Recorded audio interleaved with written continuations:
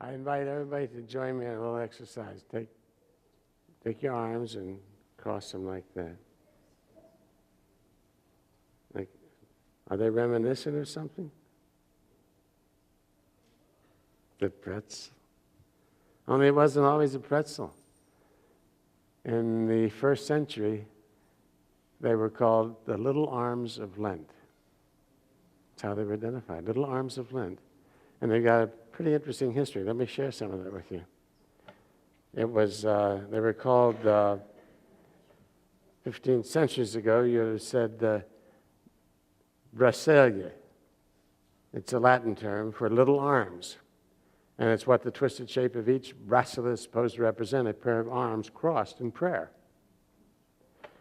5th century Christians gave up meat, fat, eggs, and milk during Lent, but they could eat Braccia because the recipe called only for flour and water and salt.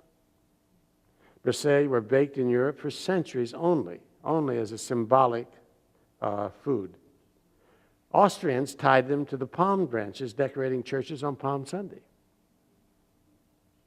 It was customary to give them to the poor during Lent. Later, when decorated Christmas trees became popular in Germany, pretzels were used for ornaments. When the Germans adopted the salty hard doughs as perfect go-withs for their beloved beer, they were still Braccia.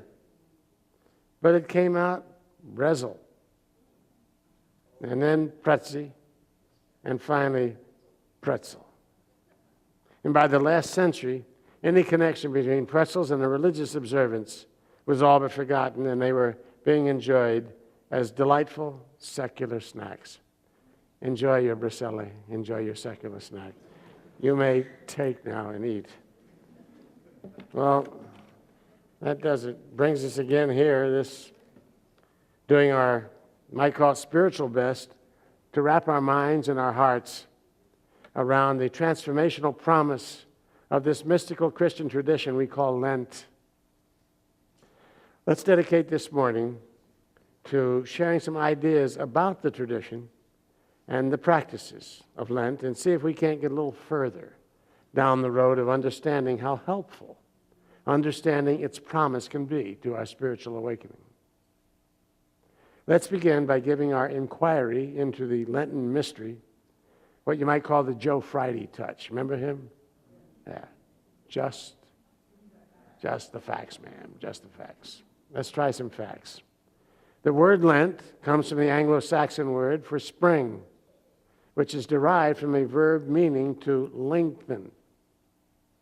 Lent comes in the spring as the days become noticeably longer. This annual season of fasting and prayer and penitence has been observed by the Western Church since the 1st century after Christ, although it has not always been 40 days long. The first day of Lent is called Ash Wednesday, from the custom practiced in the early church of sprinkling ashes on the heads of penitents on the first day of Lent to acknowledge their repentance of sin. Ash Wednesday comes 46 days before Easter. There are 6 Sundays in Lent, and they are not considered part of Lent because in the early way established as a feast day. Therefore, no abstaining from chocolate was tolerated. That's what the Wikipedia thing said. I'm just reporting here. The 40 days following Ash Wednesday constitute Lent, the 40 weekdays following Ash Wednesday.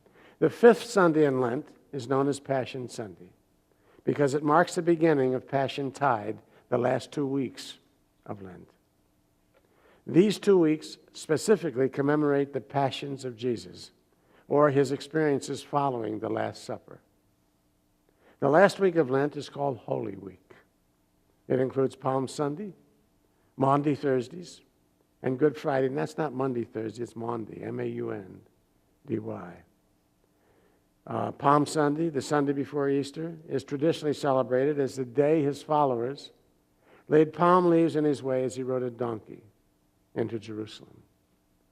Maundy Thursday, the Thursday before Easter, is a corruption of the Latin word mandate, which means of the commandments. It's a day of the commandments. And refers to the moment during the Last Supper when Jesus broke the bread and drank the wine and then commanded the disciples to do this in remembrance of me.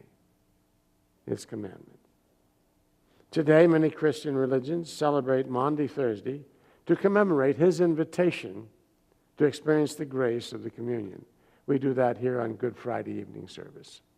And I invite you all to kind of tuck that away in your little calendar of things to do.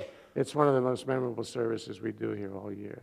It's fabulous music, deeply touching, and opens us up to experience the full grace of the Christmas or the Easter celebration. Good Friday, the Friday before Easter, probably known initially as God's Friday, commemorates the day he visited the cross. Easter Day, of course, celebrates the resurrection. And the word Easter comes from the Anglo-Saxon or Celtic word, Eistre, the name of the goddess of spring, in whose honor a festival was celebrated each April. St. Patrick is typically given the credit for appropriating the Celtic celebration as what you might call a politically correct strategy for furthering his evangelical crusade to convert Ireland to the Catholic faith. Easter Day always comes, don't miss this, they might ask you this someday on the quiz show. Easter Day always comes on the first Sunday after the full moon that occurs on or after March 21st. You all got that now? If the full moon falls on Sunday, though, Easter is the next Sunday. Easter can never fall earlier than March 22nd or later than April 25th. It is a commonly held belief that the Lenten observation was inspired by the events of the 40 days preceding the resurrection. This is not historically accurate, however. There is no specific authorization for it to be found in any of the New Testament writings. However, the idea of the 40 days connection has a sound and solid spiritual basis. Moses, Elijah, and Jesus all set a 40-day precedent during their ministries by praying and fasting for a period of time as a preparation for their spiritual work. Moses received the Ten Commandments on Mount Sinai at the conclusion of his fast. Elijah talked with God on Mount Horeb at the conclusion of his period of prayer and fasting. And you'll remember Jesus inaugurated his startling revelation of the Gospels after completing his 40 days in the wilderness, taming the demons of Satan's temptations. The ancient Hebrew writers had a love affair with numerology as a cryptic method of conveying ideas. The number 40 in their metaphysics was considered a four-square number, suggesting that a foundation for something to follow had been accomplished. It was meant to be understood as a sign that a completeness had been established. So throughout Scriptures, you'll encounter the number 40 being used to indicate a completed preparation for a coming event. You might see it as a setup piece for what Paul Harvey used to call the rest of the story. And now for the rest of the story. If we'll think of Lent as an invitation to come apart for a while from the routine of our worldly pursuits and dedicate some quality time to quieting our minds, opening our hearts to the eternal presence of the divine, we engage a sacred practice that will prepare us to receive the full blessing of Eastertide, the resurrection of our minds from the darkness of spiritually uninformed thinking into the radiant liberation of a truth that sets us free.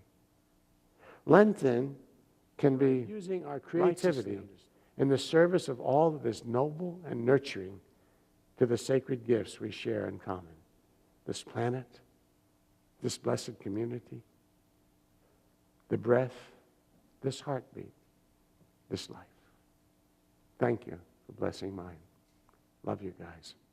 Okay.